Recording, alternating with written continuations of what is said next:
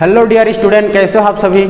उम्मीद करता हूँ सभी अच्छे होंगे, बढ़िया होंगे, मस्त होंगे और आप लोग की पढ़ाई बढ़िया चल रही होगी।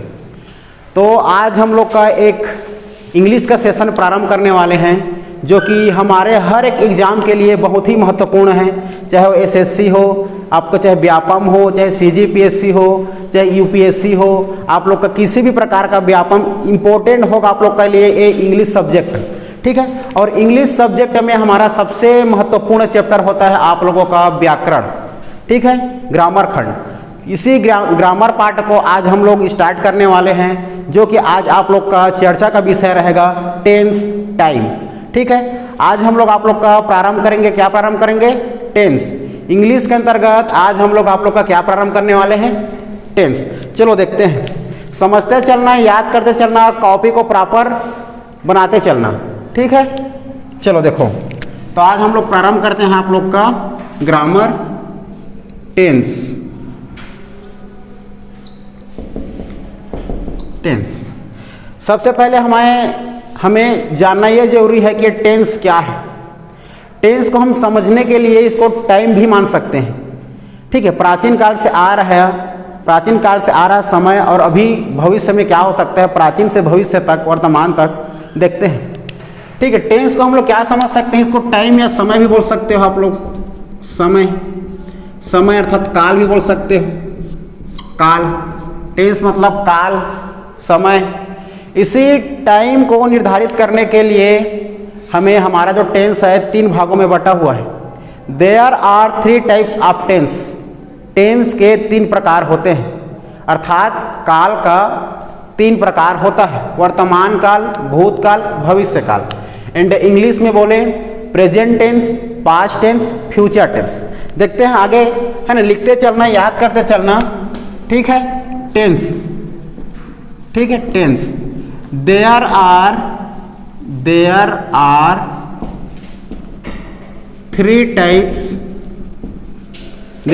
टाइप्स ऑफ टेंस, अर्थात टेंस के 3 प्रकार होते हैं, 3 प्रकार होते हैं, ठीक है। याद करते चलना है। पहला वर्तमान काल, दूसरा भूतकाल, तीसरा भविष्य काल। इंग्लिश में बोले प्रेजेंट टेंस वर्तमान काल, पास्ट टेंस भूतकाल, फ्यूचर टेंस भविष्य काल, ठीक है, 3। तो पहला क्या क्या बोला मैं, पहला याद रखना आप लोग, देखो पहला याद रखना है present tense, present tense. Second याद रखना है पास्ट टेंस। थर्ड याद रखना है फ्यूचर टेंस। फ्यूचर टेंस अगर हम हिंदी में बात करें इसका तो क्या, प्रेजेंट टेंस वर्तमान काल,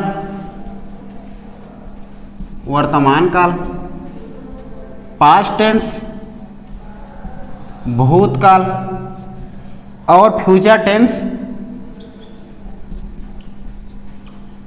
भविष्य काल। याद रहेगी बातें, ठीक है। तो टेंस हम कितने रूप में बांटे हैं जी, 3।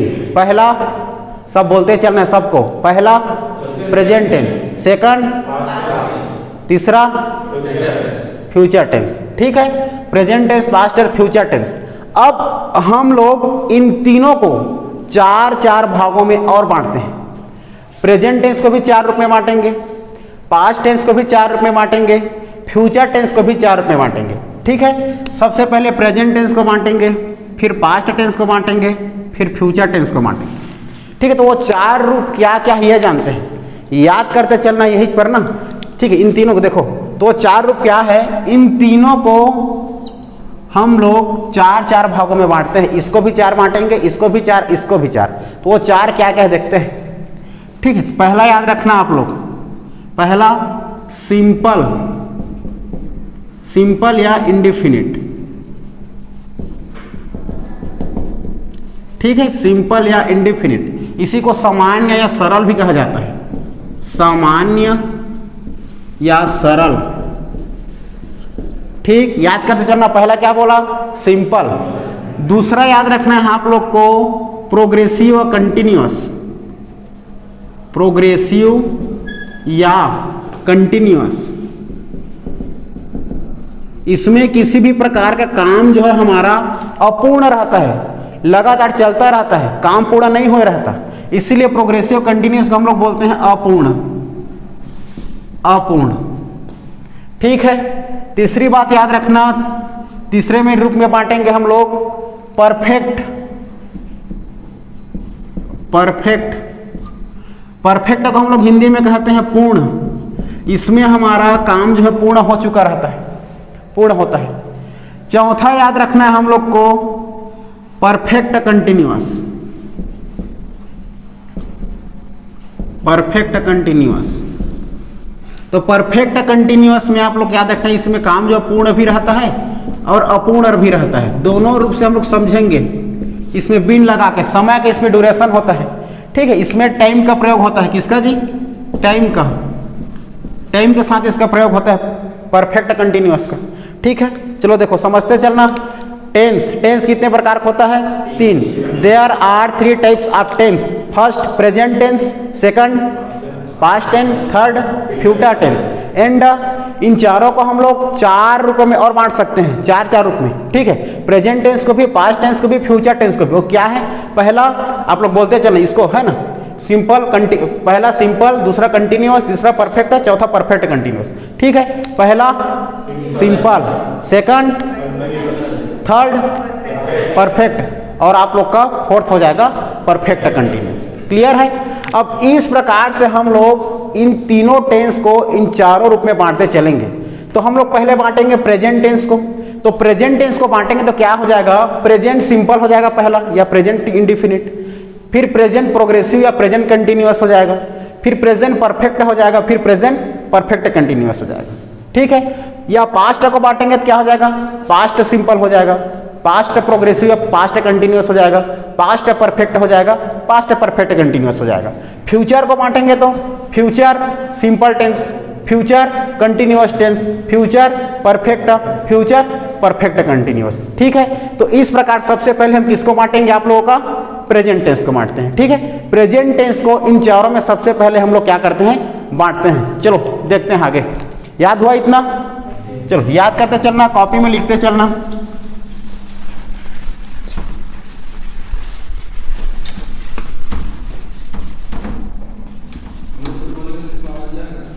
नहीं जाएगा, एकदम हल्का आएगा।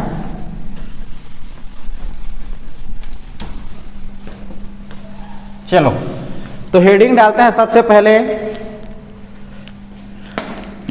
Present tense. ठीक है, पहला पर क्या करेंगे हम लोग हेडिंग में, पहला आप लोग का present tense, present tense, present tense अर्थात हिंदी में वर्तमान काल। ठीक है, अब वर्तमान काल, भूतकाल, भविष्य काल किसे कहते हैं ये मत कहना, बीता हुआ काल को भूतकाल, अभी जो चल रहा है वर्तमान काल, और आने वाला को भविष्य काल। क्लियर है। ठीक, चलो अब देखो, तो आप लोग हम लोग सबसे पहले किसे बांटेंगे, प्रेजेंट टेंस को। तो प्रेजेंट टेंस को बांटेंगे तो सबसे पहले हम 4 रूप में बांटेंगे। ठीक है, पहला रूप क्या था आप लोग का, पहला था आप लोग का, इसको सिंपल था। ठीक है, पहला में क्या हो जाएगा, प्रेजेंट सिंपल होगा। सेकंड में क्या हो जाएगा, प्रेजेंट कंटिन्यूअस या प्रोग्रेसिव। ठीक है, प्रेजेंट कंटिन्यूअस। थर्ड क्या हो जाएगा, प्रेजेंट परफेक्ट कंटिन्यूअस, मतलब प्रेजेंट परफेक्ट। चौथा हो जाएगा आप लोग का present perfect continuous, perfect continuous. ठीक, तो हम लोग का पहला होगा प्रेजेंट सिंपल।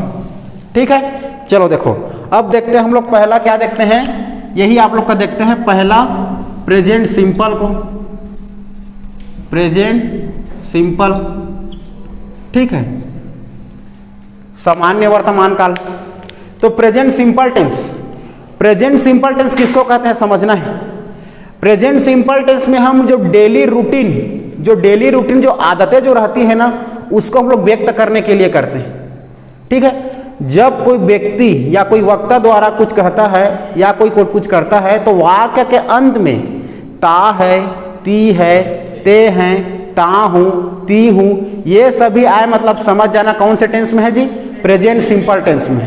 ठीक है, कोई किसी भी वाक्य के है ना, किसी भी सेंटेंस के है ना अंत में ता है, ती है, ते हैं, ता हूं, ती हूं, सभी आए मतलब कौन से है वो, आप लोग का प्रेजेंट सिंपल टेंस में है। ठीक है, जैसे कि मैं खाना खाता हूँ, रानी स्कूल जाती है, ठीक है, वे मूवी देखते हैं, ये सभी आप लोग का कौन से टेंस में आ जाएगा, प्रेजेंट सिंपल टेंस में। तो इसका पहचान मैं क्या बताया, ठीक है, इसका पहचान बता दिया। प्रेजेंट सिंपल टेंस का पहचान याद रखना, पहचान आपका आइडेंटिफिकेशन। इसके वाक्य के अंत में क्या हो जाएगा, वाक्य के अंत में ता है, ती है, ते हैं, ता हूँ या ती हूँ, ये सभी आए मतलब समझ जाना कौन से टेंस में है जी, प्रेजेंट सिंपल टेंस में।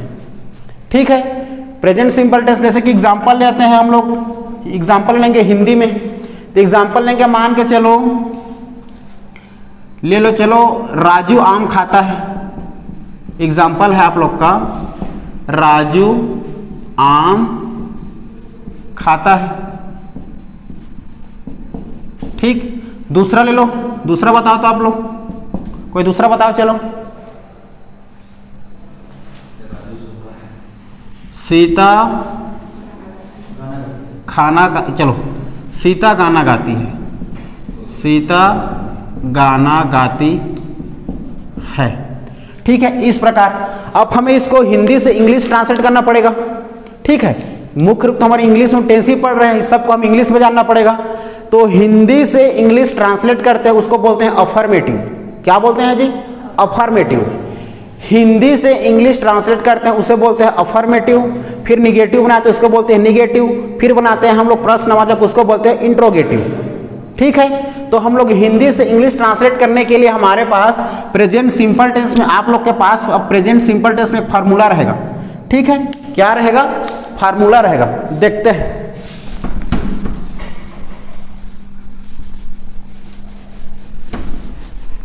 तो प्रेजेंट सिंपल टेंस में, प्रेजेंट सिंपल टेंस को समझने के लिए सबसे पहले हमें हम अफर्मेटिव, ठीक है, अफर्मेटिव,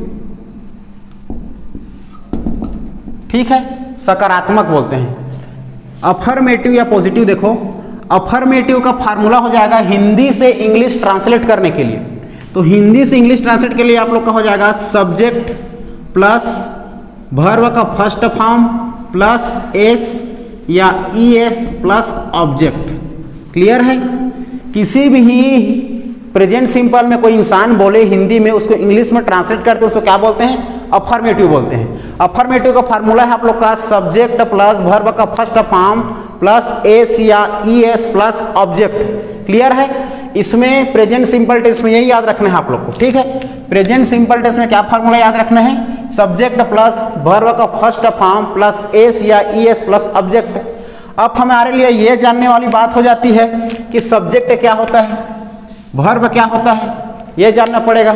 सब्जेक्ट क्या है, वर्ब क्या है, उसका ऑब्जेक्ट क्या है, ये सब जानना बहुत जरूरी है। ठीक है, देखते हैं। तो सबसे पहले जानते हैं हम लोग सब्जेक्ट। क्या जानते हैं, सब्जेक्ट। ये आप लोग का वो सब्जेक्ट नहीं है ना, हिंदी इंग्लिश वाला सब्जेक्ट नहीं है। ये आप लोग का सब्जेक्ट मतलब कर्ता होता है। सब्जेक्ट मतलब क्या होता है, कर्ता। ठीक है, सब्जेक्ट मतलब होता है कर्ता। तो कर्ता हम लोग किसको कहेंगे इंग्लिश में, ठीक है, कार्य करने वाले को कर्ता कहते हैं। हु पर हम लोग देख रहे थे कर्ता, कर्ता देख रहे थे, कर्ता, कर्ता किसको कहेंगे, कार्य करने वाले को कर्ता कहते हैं। क्या कहते हैं, कार्य करने वाले को कर्ता या सब्जेक्ट कहते हैं। और कर्ता द्वारा किए गए कार्य या काम को क्या कहते हैं, वर्ब अर्थात क्रिया कहते हैं। ठीक है, कर्ता द्वारा किए गए कार्य को काम, वर्ब या क्रिया कहते हैं। ऑब्जेक्ट क्या कहेंगे, ऑब्जेक्ट, ऑब्जेक्ट देखना है। ऑब्जेक्ट हम लोग किसको कहेंगे, कर्ता और क्रिया दोनों का प्रभाव जिस पर पड़े ऑब्जेक्ट कहलाता है। ऑब्जेक्ट अर्थात कर्म कहलाता है। क्लियर है? आप लोग को सब्जेक्ट समझ मिला, ऑब्जेक्ट समझ मिला, वर्ब समझ मिला? ठीक है, चलो अब यही सब्जेक्ट, वर्ब और ऑब्जेक्ट को हम लोग आगे लेकर के चलते हैं। जब भी हिंदी से इंग्लिश ट्रांसलेट करते हैं उसको क्या बोलते हैं? अफर्मेटिव। जब अफर्मेटिव को हम लोग जब निगेटिव मतलब नकारात्मक करते हैं, चेंज कर दूसरे क्या कहते हैं? निगेटिव कहते हैं। और किसी प्रकार का अफर्मेटिव को यदि प्रश्नवाचक में चेंज कर दूसरे क्या कहते हैं? इंट्रोगेटिव कहते हैं। क्लियर इतना? चलो आगे बढ़ते हैं। तो हम लोग को एग्जाम्पल ले लेते हैं। मान के चलो सीता गाना गाती है। क्लियर है? देखो या इसको हटाओ, समझना।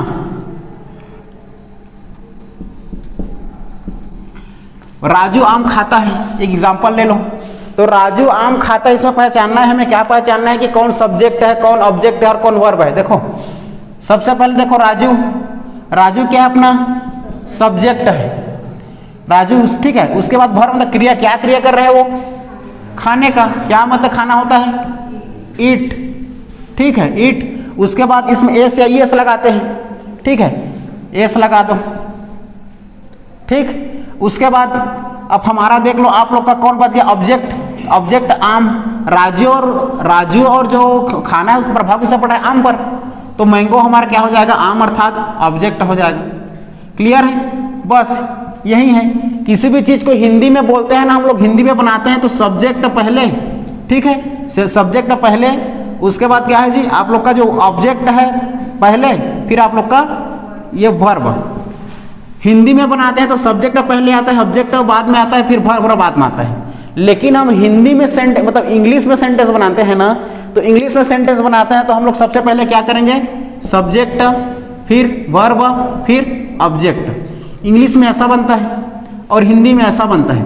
अपने को इंग्लिश को फॉलो करते चलना है अभी, ठीक है। चलो अब हम लोग हल करते चलते हैं, आगे बनाते चलते हैं। अब हमें सब्जेक्ट जो जानना है, सब्जेक्ट को भी साथ में जानना है। देखो अब सब्जेक्ट किसको कहते हैं? कार्य करने वाले को कर्ता कहते हैं। तो कार्य करने वाले को कर्ता कहते हैं। तो देखो कौन कौन इसमें हमारा सब्जेक्ट और हो सकता है, ठीक है। सबसे पहले याद रखना आई मतलब मैं, एक सब्जेक्ट है, ठीक है। आई के बाद याद रखना वी भी क्या है? एक सब्जेक्ट है। इसके बाद याद रखना दे भी एक सब्जेक्ट है। उसके बाद याद रखना यू भी एक सब्जेक्ट है। फिर याद रखना आप लोग देखो ही, सी या कोई वस्तु, ईट या कोई नेम हो सकता है, ठीक है। ये सभी क्या है आप लोग का? सब्जेक्ट होता है। ये सभी कार्य कर सकते हैं, कार्य करने वालों को सब्जेक्ट कहते हैं, ठीक है। अब याद रखना इसमें जब डू डस का प्रयोग करने के लिए आता है तो इसी सभी को first person, second person and third person में बांटा जाता है, ठीक है। याद रखना आप लोग फर्स्ट पर्सन किसको कहते हैं, सेकंड पर्सन किसको कहते हैं, थर्ड पर्सन किसको कहते हैं, ठीक है। तो यहीं पर देख लो आप लोग फर्स्ट पर्सन क्या होता है, सेकंड पर्सन क्या होता है एंड थर्ड पर्सन क्या होता है। क्लियर है? तो फर्स्ट पर्सन, बोलने वाला को फर्स्ट पर्सन कहा जाता है, सुनने वाले को सेकंड पर्सन, और जिसके बारे में बोला जाए क्या कहलाता है? थर्ड पर्सन, ठीक है। तो मैं बोलूंगा तो कौन सुनेगा जी? यू सुनेंगे मतलब मैं बोलूंगा तो आप सुनोगे। तो आई फर्स्ट पर्सन, यू आप लोग का सेकंड पर्सन। उसके बाद थर्ड पर्सन जिसके बारे में बोला जाए, जिसके बारे में, जैसे कि वह स्कूल जाता है, मैं वह के बारे में बोल दिया, या राजू स्कूल जाता है, राजू के बारे में बोल दिया।